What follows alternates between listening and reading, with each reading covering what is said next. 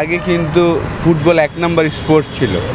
ICC trophy জেতার পরে আসলে ক্রিকেটটা এক নম্বর স্পোর্টসে এসেছেন। তারা ভালো করলে ফিউচারে আরও ক্রিকেটার সুযোগ পাবেন বিভিন্ন ফ্র্যাঞ্চাইজি। তো আমিনুল ভাইয়ের কাছে আমার এটাই আশা থাকবে, 64টা জেলায় যেন সকল স্পোর্টসের মানুষ যেন খেলার ব্যবস্থাটা হয়। সাধারণ মানুষরাও কিন্তু আসছেন, বয়স্ক মানুষ আছেন, ছেলে মেয়ে সবাই রানিংটা করছেন। এটা কিন্তু নিজের সুস্থতার জন্য প্রয়োজন আমি মনে করি।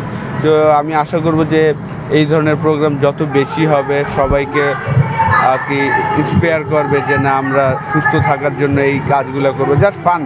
7.5 কিলো রানিং করতে আপনার হয়তোবা যারা অ্যাথলেট তাদের শুনলাম যে 20 থেকে 25 মিনিটের মতো লাগে, যারা আর কি চ্যাম্পিয়ন রানার্স আপ হয়। কিন্তু আমরা সাধারণ মানুষ যারা, ওরা হয়তোবা 1 ঘন্টা যদি দেই, 1.5 ঘন্টাও দেই, সমস্যা নেই, জাস্ট রান করাটা হলো ইম্পর্টেন্ট। তো এটা আমার ভালো লাগছে, এই উদ্যোগগুলো রেগুলারই হচ্ছে আমি দেখছি। নেক্সট টাইম ইনশাল্লাহ আমারও ইচ্ছা আছে যে এই জায়গায় পার্টিসিপেট করার জন্য ইনশাল্লাহ।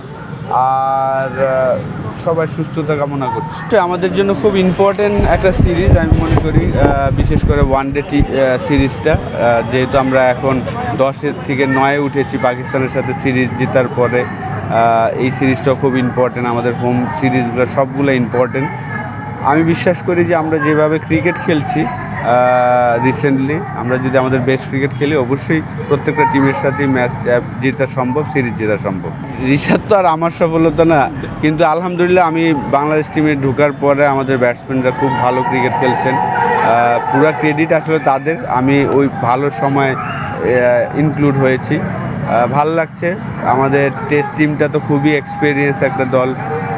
ওয়ানডেটায় আমাদের পারফরমেন্স হয়তো ভালো ছিল না, কিন্তু রিসেন্টলি আমরা 2টা ওয়ানডে সিরিজে চমৎকার ব্যাটিং করেছি এবং সিরিজ উইন করেছি। টি20 আমাদের ভালো দল। তো ব্যাটসম্যানরা ভালো করছেন, এটা ভালো লাগছে। আর রিশাদের যেই পারফরমেন্সটা করেছেন, বিগ ব্যাশ থেকে যেই অনারটা পেয়েছেন, এটা তো বিগ অ্যাচিভমেন্ট আমাদের বাংলাদেশ ক্রিকেটের জন্য।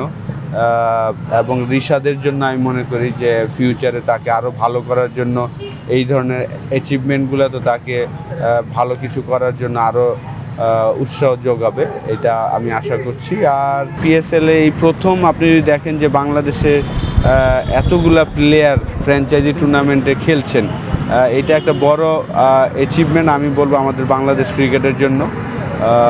এই প্রথম প্রায় 6 জন ক্রিকেটার পিএসএলে আছেন যারা খেলছেন, তাদের জন্য একটা হিউজ এক্সপিরিয়েন্স হচ্ছে। এবং ধন্যবাদ দিব যে আপনার অপরচুনিটি দিচ্ছেন, আমাদের প্লেয়ারদের অপরচুনিটি দিচ্ছেন এবং তারা ভালো করছেন, এটা খুব ভালো। তারা ভালো করলে ফিউচারে আরও ক্রিকেটার সুযোগ পাবেন বিভিন্ন ফ্র্যাঞ্চাইজিতে, এটাই আসলে আমি মনে করি। আগে কিন্তু ফুটবল এক নম্বর স্পোর্টস ছিল। আইসিসি ট্রফি জেতার পরে আসলে ক্রিকেটটা এক নম্বর স্পোর্টসে এসেছেন। রিসেন্টলি আবার ফুটবলটা খুব ভালো হচ্ছে।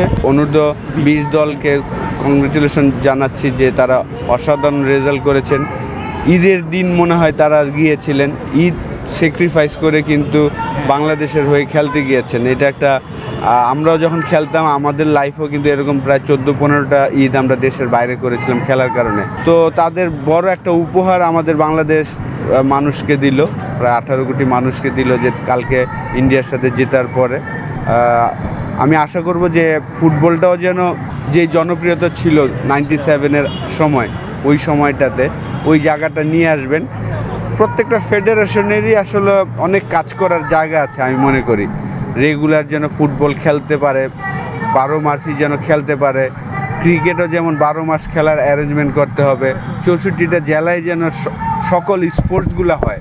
আপনি যদি দেখেন আমাদের কিন্তু সব ফেডারেশনই কিন্তু স্ট্রাগল করছেন, সব কিছু আমরা ঢাকা কেন্দ্রিক। আমাদের কিন্তু ঢাকার বাইরে অ্যারেঞ্জমেন্ট করতে পারাটা খুব জরুরি আমি মনে করি। তো আমিনুল ভাইয়ের কাছে আমার এটাই আশা থাকবে, নেক্সট 5 বছর যেহেতু উনি স্পোর্টসের ক্রীড়ামন্ত্রী, তো আমি আশা করব যে উনি এই জায়গাটা কাজ করবেন, যে 64টা জেলায় যেন সকল স্পোর্টসের মানুষ যেন খেলার ব্যবস্থাটা হয়।